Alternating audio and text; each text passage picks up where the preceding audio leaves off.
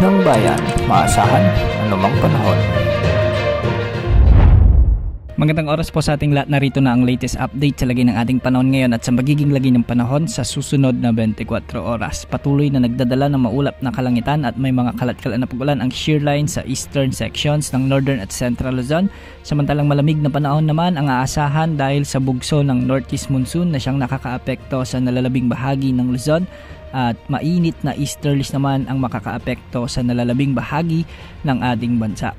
Dahil nga sa umiiral na shear line ay asahan ang maulap na papawirin na may mga kalat-kalat na pagulan at isolated thunderstorms sa may mainland Cagayan, Isabela, Quirino at Aurora. Pinag-iingat natin ang ating mga kababayan dito dahil posible ang banta ng mga biglang pagbaha at pagguho ng lupa lalo na kung may mga katamtaman hanggang sa kung minsan ay malalakas na pag-ulan. Samantala ang amihan naman ang magdadala ng malamig na panahon at magiging maulap ang mga papawirin na may mga kasamang pag-ulan sa may Cordillera Administrative Region at ang nalalabing bahagi ng Cagayan Valley.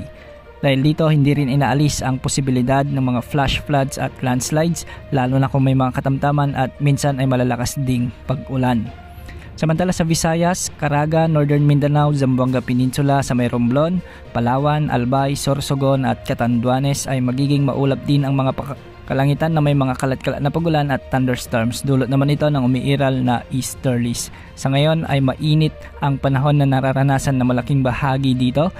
Ngunit hindi rin inaalis ang posibilidad o banta ng mga biglang pagbaha at pagguho ng lupa lalo na kung may mga katamtaman hanggang sa kung minsan ay malalakas na pag-ulan. Dahil naman sa umiiral na northeast monsoon o amihan sa may Ilocos Region, sa may La Union, Pangasinan, Ilocos Norte at Ilocos Sur ay magiging bagyang maulap ang mga kalangitan na may mga kasamang mahihinang pag-ulan. Sa Metro Manila at nalalabing bahagi ng ating bansa ay bahagyang maulap hanggang sa maulap din ang mga papawirin na may mga isolated rain showers and thunderstorms. Dumulot pa rin ito ng pag-iral ng mainit na easterlies.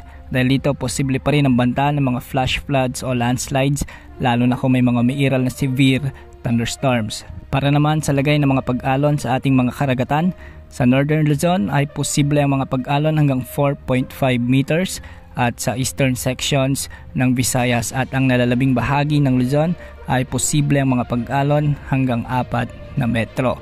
Sa nalalabing baybayin naman ng ating bansa ay posible ang mga pag-alon hanggang 2.5 meters. Sa ngayon wala pa rin tayong namomonitor na LPA sa loob at labas ng ating area of responsibility at wala rin tayong namomonitor na posibleng pumasok sa ating area of responsibility sa susunod na 3 hanggang 5 araw.